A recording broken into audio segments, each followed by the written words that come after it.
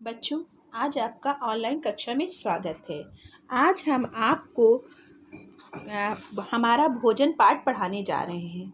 हमारे भोजन पाठ में आज हम बताएंगे कि भोजन क्या है। अब देखिए, आपके सामने कुछ पिक्चर आ रही होंगी, उसमें आप देख रहे होंगे कि कुछ चित्र बने, हर व्यक्ति कुछ अलग अलग कार्य कर रहा है।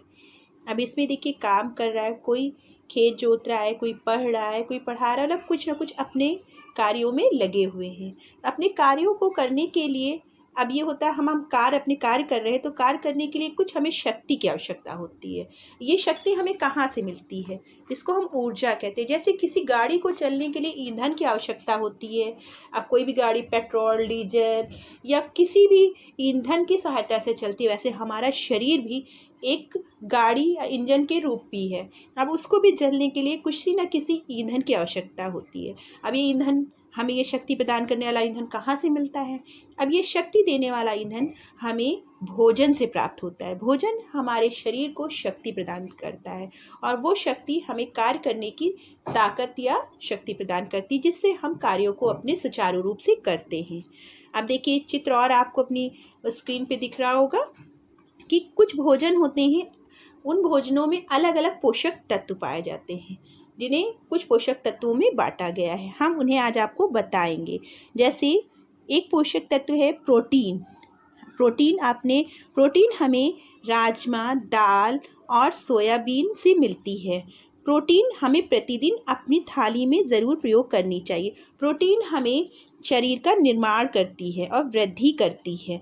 जैसे हमारे शरीर में जो टूट फूट होती है, उसकी मरम्मत का भी कार्य प्रोटीन करती है। अब इसके बाद है दूसरा पोषक तत्व कार्बोहाइड्रेट। कार्बोहाइड्रेट जो है हमें चीनी, गुड़, शहद, गन्ना, गेहूँ, चावल, आलू, मक्का इत्यादि से प्राप्त होता है। इसको भी हमें अपने भोजन में किसी न किसी रूप में प्रयोग करना चाहिए। कार्बोहाइड्रेट हमें ऊर्जा प्रदान करने का कार्य करता है। तीसरा पोषक तत्व है वसा।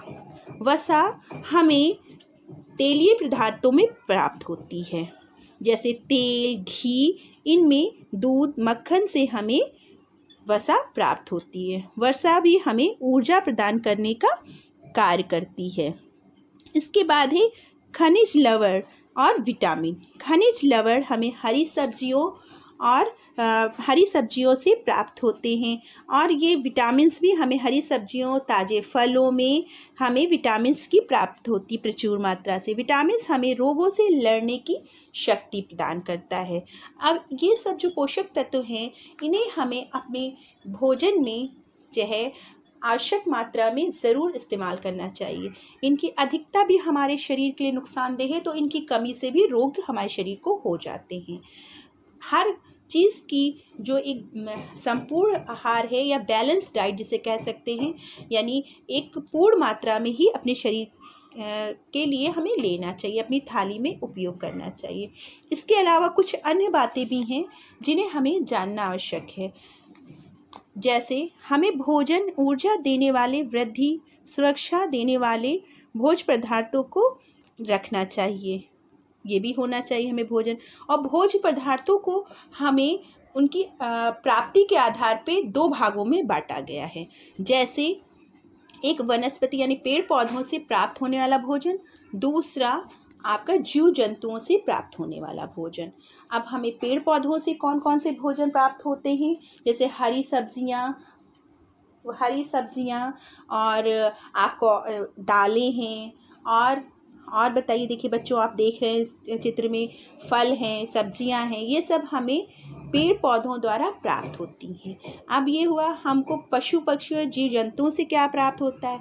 दूध, अंडा, मीट, मांस, मछली हमें पशु पक्षियों से प्राप्त होता है। ये सब एक उत्तम स्रोत है हमें हमारी आवश्यकताओं को पूर्ति करने। जैसे अभी हमने बताया, प्रोटीन आपके शरीर की मरम्मत करती है, टूट फूट की मरम्मत करती है। तो ये प्रोटीन हमें किससे मिलती है? दूध, दही, अंडा, मीट, मांस, मछली से, दालों से और अंकुरित चने वगैरह से। इसके अलावा अब ये रहा, हमको जैसे आपको चाहिए विटामिन्स या खनिज लवण, ये हमें हरी सब्जियों, फलों से प्राप्त होते हैं। अब ये तो वनस्पति द्वारा यानी पेड़ पौधों द्वारा प्राप्त हुए। और कुछ चीज़ें ऐसी हैं खनिज लवण, अब वसा जैसे घी, दूध, इनसे हमें वसा प्राप्त होती है। कार्बोहाइड्रेट जो गेहूँ, अनाज, गुड़, शक्कर इत्यादि से हमें कार्बोहाइड्रेट प्राप्त होती है। तो ये सब चीज़ें जो पोषक तत्व हैं, ये हमने जो 2 भाग आपको बताए हैं, वनस्पति और जीव जंतु, इन्हीं के द्वारा हमें प्राप्त होता है, जो हमारे शरीर का विकास करता है और वृद्धि करता है।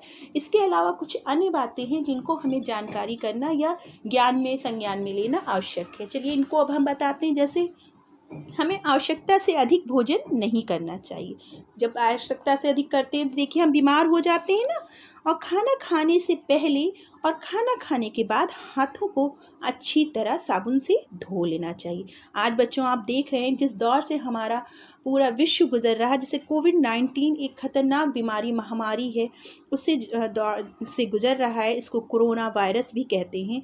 ये चल रहा है, इसलिए हमें, हाँ देखिए इसमें भी कहा गया है कि हमें हाथों को बार बार जो है थोड़े थोड़े अंतराल पे धोते रहना चाहिए। साबुन को कम से कम पानी और साबुन की सहायता से हाथों को 20 सेकंड तक की अच्छी तरह रगड़ के ऊपर अंदर बाहर सही से धोना चाहिए। उससे हमारे शरीर में जो गंदगी है, वायरस है, वो जल्दी नहीं जा पाता और वो नष्ट हो जाता है। इसलिए हाथों को अच्छे से धोना चाहिए। इस चीज़ का बच्चों आप सभी लोग ध्यान रखें। दूसरा, बाज़ार की खुली चीज़ों एवं कटे फलों को नहीं खाना चाहिए। उस पर गंदगी देखिए बैठती, मिट्टी, धूल बैठती, जिससे हम बीमार हो सकते हैं। फल एवं सब्जियों को अच्छी तरह धो लेना चाहिए। और एक बात और ध्यान रखना चाहिए, कभी सब्जियों को काटने के बाद नहीं धोना चाहिए, उससे उसका पोषक तत्व निकल जाता है पानी में। बाज़ार के डिब्बे जो बंद सील बंद सामान, जैसे शीतल पेय, जैसे कोल्ड ड्रिंक आप कहते हैं, फास्ट फूड जैसे मैगी, चाउमीन, बर्गर आदि का अधिक उपयोग नहीं करना चाहिए। इसका अधिक उपयोग करने से हमारे शरीर पे प्रतिकूल यानी बुरा प्रभाव पड़ता है और हम बीमार हो सकते हैं। रेशेदार भोज्य पदार्थ जैसे अंकुरित चने, दलिया, इनका उपयोग करना चाहिए। हमारे स्वास्थ्य के लिए बहुत लाभदायक है। समय समय पर स्वास्थ्य परीक्षण यानी डॉक्टर से अपने को परीक्षण यानी चेकअप कराते रहना चाहिए। उससे हमारे शरीर में कोई छोटी मोटी अगर प्रॉब्लम है उसका पता चल जाता है और उसका सही समय पे इलाज हो जाता है।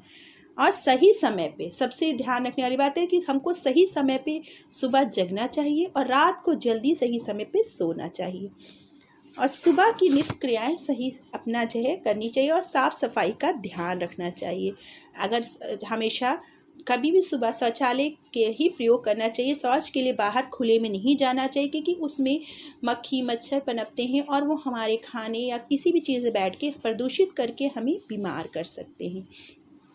प्रतिदिन खाने में भोज्य पदार्थ के रूप में हमें दूध का प्रयोग ज़रूर करना चाहिए, क्योंकि दूध एक संपूर्ण आहार है। इसमें अधिक से अधिक मात्रा में पौष्टिक तत्व पाए जाते हैं। प्रतिदिन खुली हवा में व्यायाम करना चाहिए, ताज़ी हवा में। इससे आपका शरीर स्वस्थ रहता है और आपके अंदर रोगों से लड़ने की क्षमता बढ़ती है। बच्चों, आज हमने जो पाठ पढ़ाया इसको आप ध्यान से पढ़िए और उसको समझिए। धन्यवाद।